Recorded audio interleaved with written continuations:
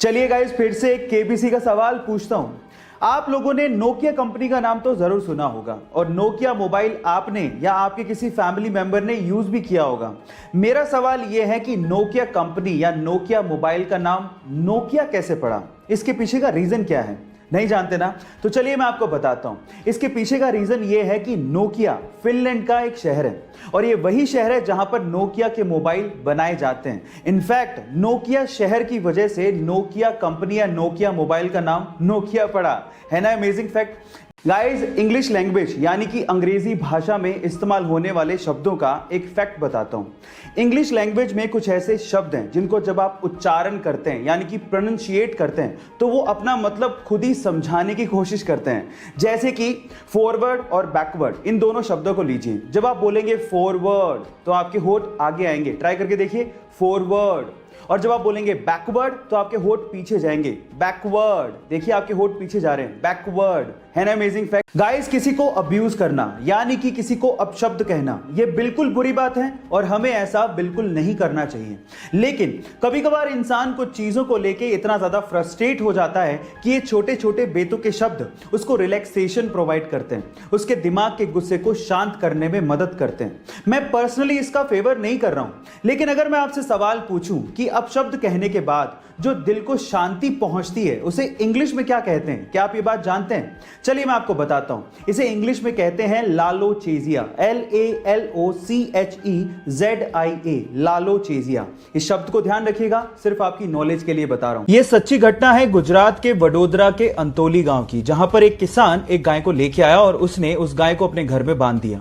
लेकिन उसके लाने के बाद वहां पे अजीब घटना होने लगी। रात को बहुत सारे कुत्ते उस गाय को देख के भूखा करते थे, जिससे किसान परेशान हो गया और उसने इसके कारण का पता लगाने की कोशिश करी और इसके लिए उसने सीसीटीवी कैमरास वहां पर इंस्टॉल करवा लिए। लेकिन जब सीसीटीवी कैमरास के फुटेज सामने आए तो वो किसान देख के हैरान रह गया। हर रात को एक तेंदुआ यानी कि लेपर्ड उस गाय से मिलने आया करता था। जब किसान ने इसकी अच्छे से छानबीन की तो पता लगा कि जब तेंदुआ छोटा था तो उसकी मां की मृत्यु हो गई थी और उसके बाद से इसी गाय ने उस तेंदुए को पाला था और इसी वजह से वो तेंदुआ रात में उस गाय से मिलने आया करता था। गाइस, ये जानवर भी एहसान का फर्ज निभाना जानते हैं जो कि शायद इंसान भूल गए हैं।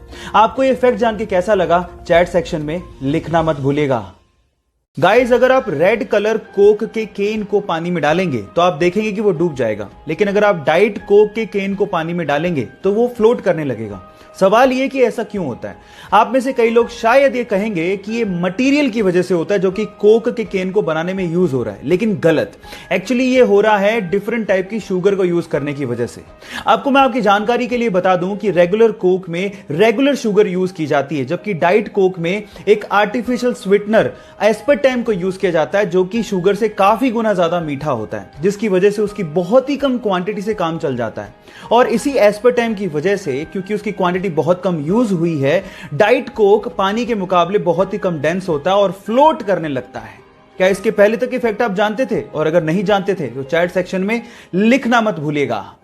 इंडिया में हर साल 28 फरवरी को साइंस डे यानी कि विज्ञान दिवस मनाया जाता है। उसके पीछे का रीजन यह है कि 28 फरवरी 1928 को डॉक्टर सीवी रमन ने रमन इफेक्ट की डिस्कवरी की थी। लेकिन अगर मैं आपसे सवाल पूछूं कि स्विट्जरलैंड में साइंस डे कब और क्यों मनाया जाता है तो आप लोग क्या कहेंगे? डोंट वरी, मैं आपको इसका आंसर देता हूं। स्विट्जरलैंड में हर साल 26 मई को साइंस डे मनाया जाता है और इसके पीछे का रीजन जान के आपको बहुत प्राउड फील होगा, क्योंकि 26 मई 2006 को डॉक्टर एपीजे अब्दुल कलाम ने स्विट्जरलैंड को विजिट किया था और जैसे ही उन्होंने वहां पे कदम रखा, वहां की सरकार ने 26 मई को विज्ञान दिवस घोषित कर दिया। यह फैक्ट जान के आपको कैसा लगा? चैट सेक्शन में लिखना मत भूलिएगा।